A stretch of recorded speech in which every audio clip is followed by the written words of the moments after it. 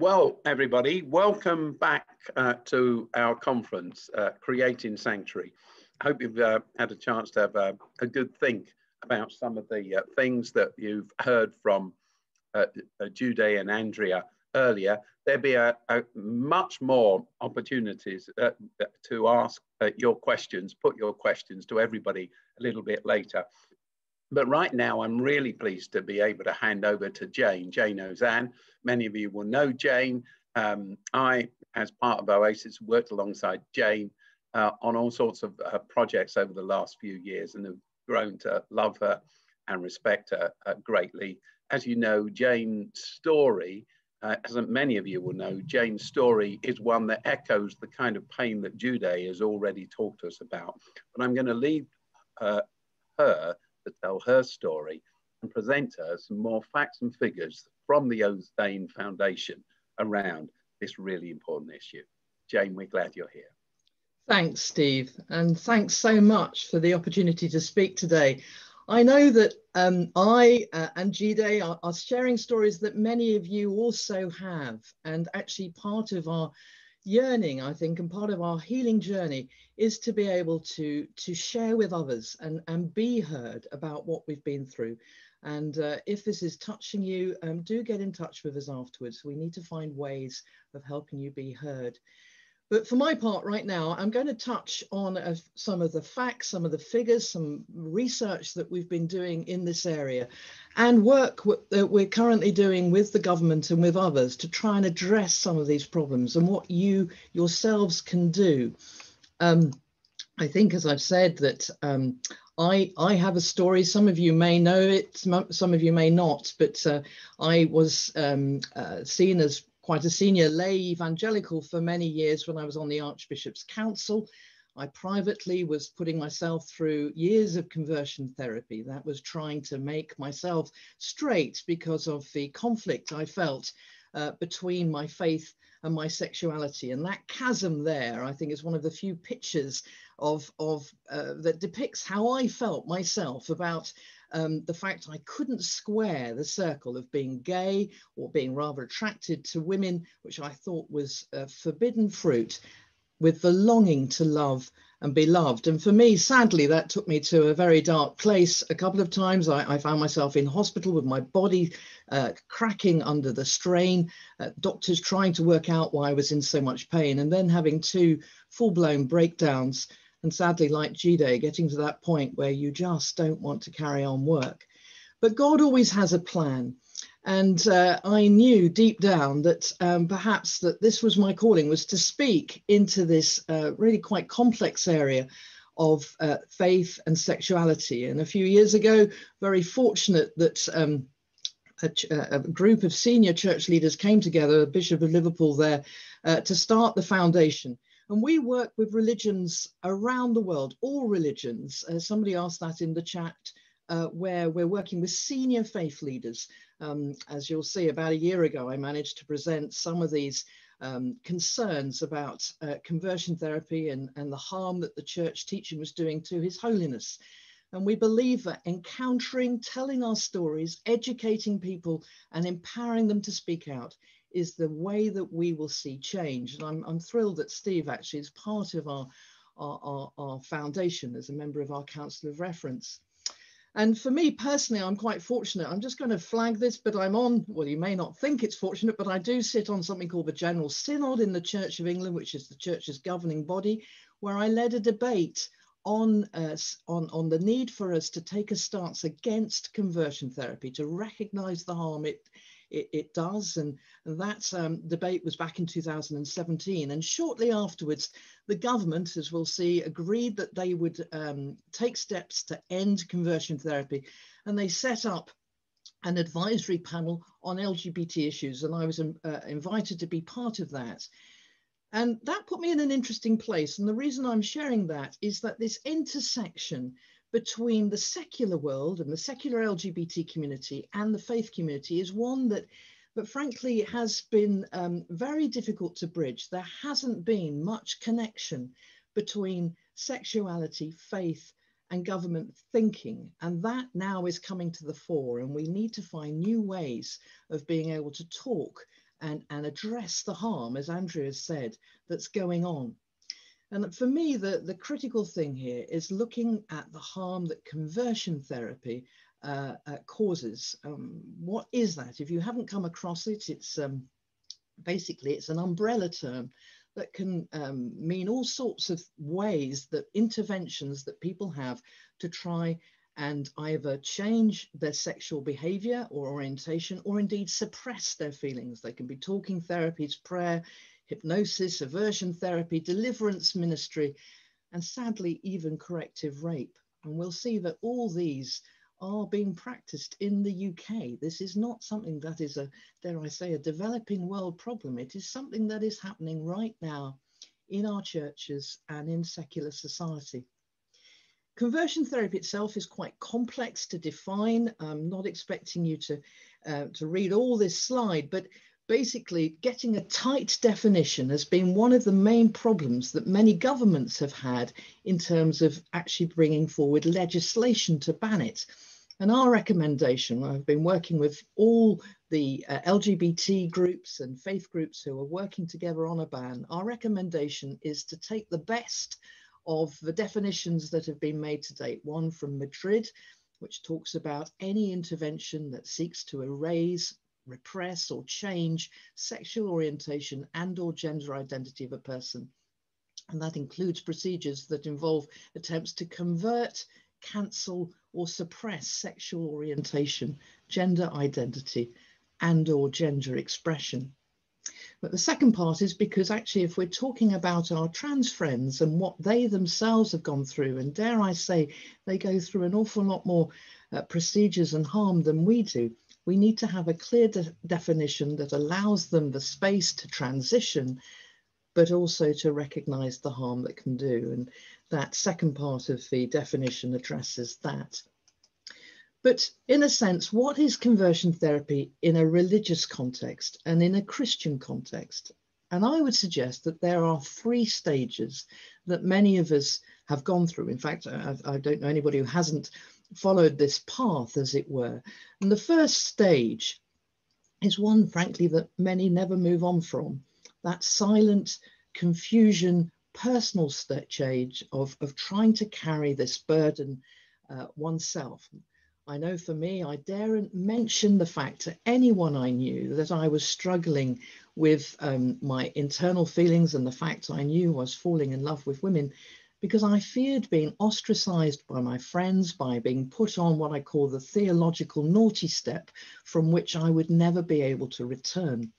And so instead, I ended up praying and fasting and pleading with God, doing all sorts of what I call bargaining. If I do this, will you do that? But it got to a point eventually where that wasn't working. And for me, that was actually when I had my first breakdown. And after that breakdown, I started reaching out and asked for some prayer ministry. And as we know, most of our friends and church leaders, particularly in an evangelical and charismatic world, offer prayer and desperately want to stand alongside us and help. It's done in love by well-meaning people who really want to see us be healed. And therefore, one is asked all sorts of questions about what's happened to you in your past. What relationships with your parents did you have?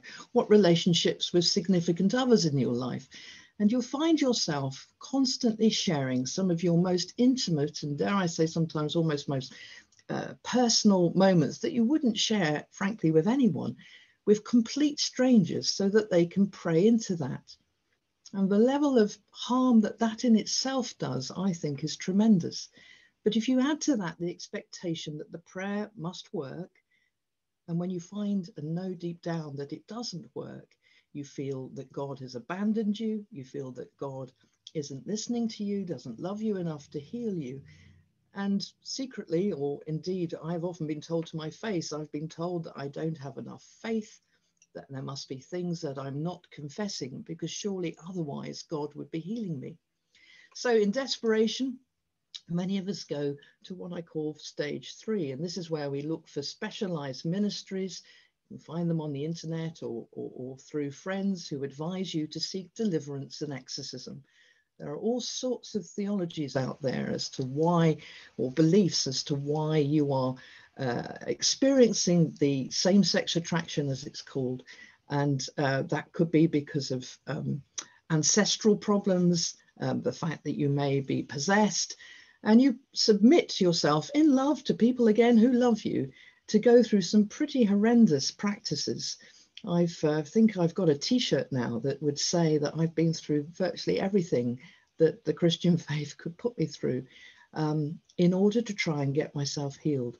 But sadly, it didn't work. And that takes you to a place where you feel there is no hope. And for many of us, that is the darkest place of all. And where does this pressure come from? I say pressure because it's more about a belief system. The Evangelical Alliance have been very open about how they feel the best way to treat people who are struggling with same-sex attraction in their midst. And they've put together a resource that they rather ironically call Affirmations, which is for church leaders. It can be found on the website. You can Google it now. It's used by hundreds of organizations, thousands of churches, and tens of thousands of individuals. That's straight from their website. And there are 10 affirmations, but it's the last two that really shape, if you like, the thinking that a good evangelical church would supposedly belong to. Number 9, we believe that both habitual homoerotic sexual activity without repentance and public repentance of such activity are inconsistent with faithful church membership. And they suggest that if behavior carries on, then that means that people should be subject to church discipline. In a nutshell, that means that you cannot have a same-sex married couple or a couple who are in a committed relationship together, or anyone who advocates that within an evangelical church. But the 10th point, which I think is for me the most concerning, they talk about the expectation that we will need to see ourselves being transformed and living in accordance with what they believe is the biblical teaching and orthodox teaching that they promote. I would suggest that there is a very biblical basis for a different way of living and being. But in this case, the phrase "to be transformed" for many raises the question of, does that mean conversion therapy? And if one doesn't renounce one's relations or desires, one again is subject to being put out. And the consequences of coming out can be quite severe. I know many of us, and indeed my research will show, have been removed from any form of lay leadership. We've been asked to step down from prayer ministry, from worship leading, from working with children. Some have had letters sent to neighbouring church leaders warning them about the fact they've come out and that they shouldn't embrace them. And others have been asked to leave on the basis of the Evangelical Alliance's affirmations if no change is forthcoming. All that is deeply wounding, primarily, obviously, to those of us who are on the receiving end, but also to friends, families, and those around who don't go to church, who just don't understand why people are being treated with such callousness, or so it feels. Well, back in 2018, I wanted to try and show that it wasn't just me going through all of this. I think there was a deep belief that this was just a few of us who were sadly going through all this. And I put together a group of quite senior statisticians. Here we have Professor Sir Bernard Silverman, former president of the Royal Statistical Society, along with the Bishop of Manchester, David Walker, who is the lead bishop for statistics in England. Jamie Harrison is an evangelical. He's a GP, but he's also chair of the House of Laity in the General Synod, and various others. Senior Rabbi Laura Jana Klausner. We were keen to work across the faiths and with Karkan. And we put together a questionnaire that we put out on SurveyMonkey. The government were our advisors. They helped with that questionnaire. And our aim was to try and get to as many people as possible who had been through conversion therapy. The survey was open to all. We had over 4,500 responses, but 458 people had been through conversion therapy. And indeed, 76 said they were forced. So slightly more than we thought. Who was doing this forcing or advising? And as you'll see, all these results, I should say, are on our website. primarily religious leaders and religious friends. Yes, parents may have a role, but it was religious leaders who were primarily the people telling people that they should go through this. And that's echoed when we ask people, who did you ask advice from? Who did you go to when you were trying to change? Religious leader was by far the most sought out person. So the role they have is very key. And it's interesting here also for us and the government to note, it wasn't the medical profession we turned to. For many years, we've been focused on psychiatrists and counselors and psychotherapists, trying to get them to stop doing conversion therapy. They aren't really the practices. It is the religious groups. But perhaps what's most worrying is the age. Nearly over half of people were under 18 when they started going through conversion therapy. And that's increased by a third if you take people under the age of 25. These are vulnerable adults at the start of their career. Why did they go through conversion therapy? And this is probably the most telling slide. 72% because they believed it was sinful, and 63% because they were ashamed of their desires.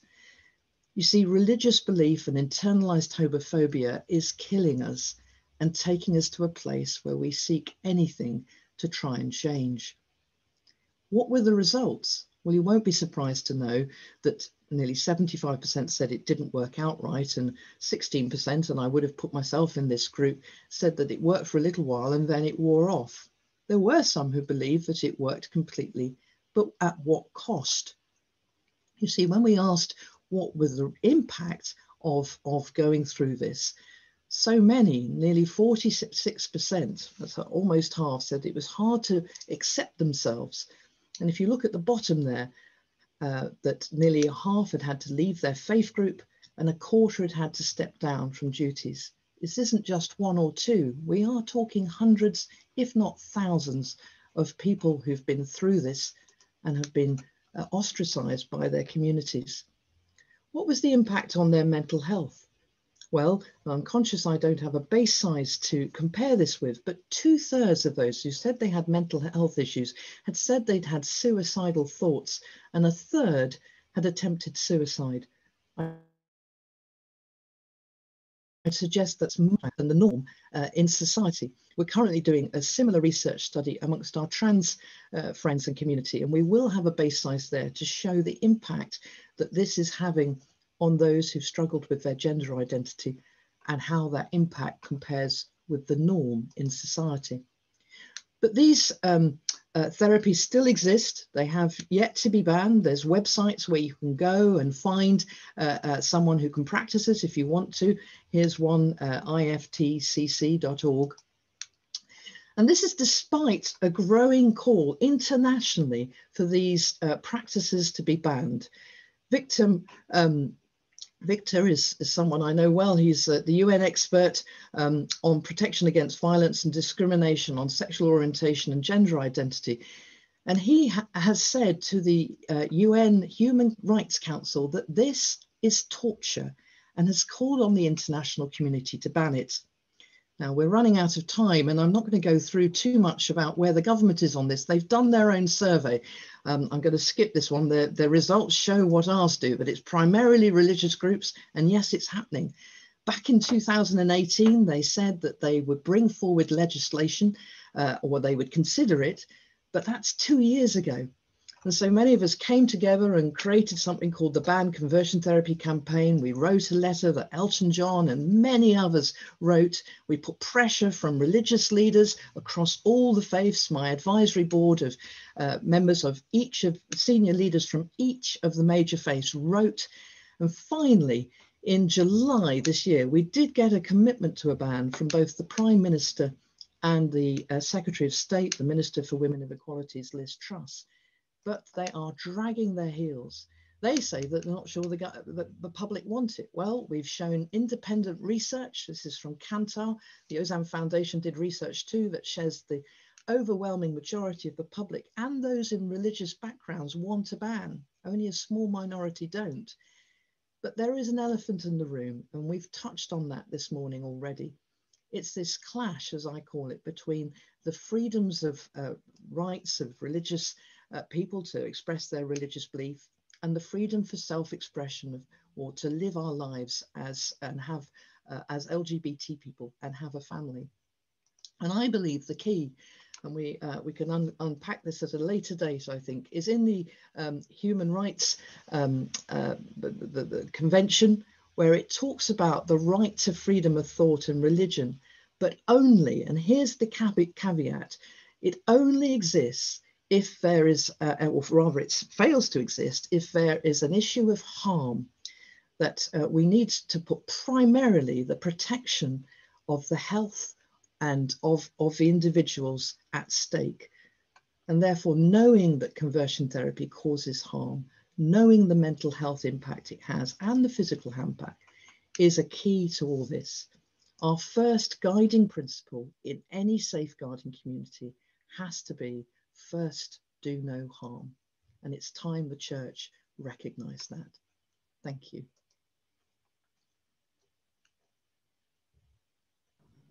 Thank you, Jayne. Thank you very much indeed. That's brilliant. Now, I'm going